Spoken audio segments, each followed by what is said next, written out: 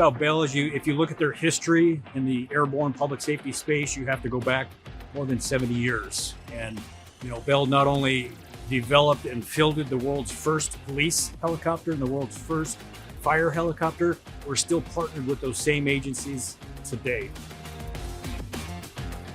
Well, let me back up. Leadership is it's not the same as safety, right? You can say you're focused on leadership, you're focused on safety, but there's a difference between actually being focused on it and making it happen and just saying that, right? Just like Brian, you had brought up with safety. Terry, you had brought up in that class, you actually were able to take some metrics with Arizona DPS and figure out how to push your agency, how to get better.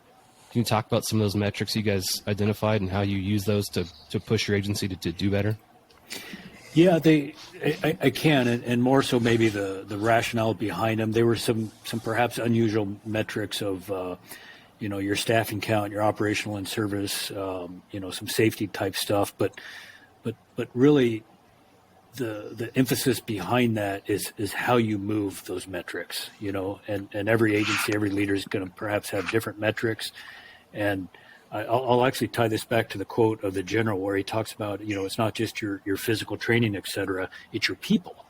And that's the key to moving any of those metrics, is tapping into those people and tapping into their ideas, their drivers, their motivators, and that force multiplier aspect that the follower, if you will, can bring to that. I don't want to get too far down a rabbit hole here, but when leaders don't do that, it becomes a leadership of self and not a leadership of others. And it, let's call it what it is, ego maybe. And you lose that force multiplier impact, and you lose that ability to move those metrics, regardless of what those metrics are.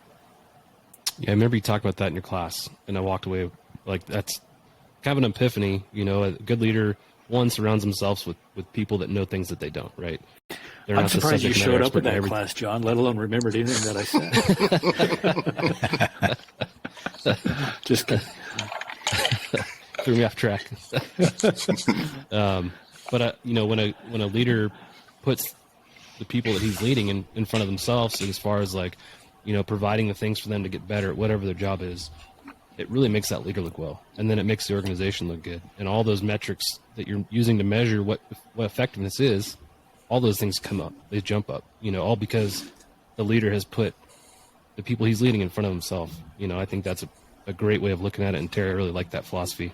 So, Jack, you and I and Jeff have talked at length about leadership and the lack of leadership for the most part, in not only law enforcement and public safety aviation, but in law enforcement aviation. So I'm really interested to hear kind of your take on this. We have talked about that and the importance of it, and when it's lacking, how dangerous it can get. But let me start by just saying thank you to Clay for the kind words, and what I must have done something right, because what he said is about leadership not having to do with stars and bars is so accurate, especially in specialized units and especially in aviation. And I want to also follow up and say Terry hit it on the head when he said we're really good at the mission stuff and getting good at that stuff, but we lack in we ignore sometimes the leadership part of it, and we're missing out by doing that. A book that comes to mind to me, I haven't thought about this book in a while, and when Terry was talking, it just hit me. It's titled The Mission, the Men, and Me. And it's by, I can't remember the author, I want to say Berg, but he's a Delta commander. He's a Delta Force commander. And the mission, the men, and me, in that order. And what I have found is that so many leaders that I've worked for had no concept of that. It was me and then everything else. And it was like, you're getting it backwards. The mission is the priority. The people that are doing that mission, the men and women in aviation, law enforcement aviation, are important. And then you're last. I mean, so important. I look back on all the, supervisors in general, sergeants, lieutenants. In my unit, it was big enough where we had sergeants, lieutenants, and then we had a captain. And I had 9 different captains over my 19 years. 9. Only 3 of them were aviators. 2 of them actually flew helicopters. The other one was a fixed-wing pilot. But I got to see a wide variety of leadership, or lack thereof, and the good ones follow that mission, men, and then me, and they also would listen to their subject matter experts and the leaders among the unit. And some of those leaders were the lowest ranked people in that unit, and they were incredible leaders.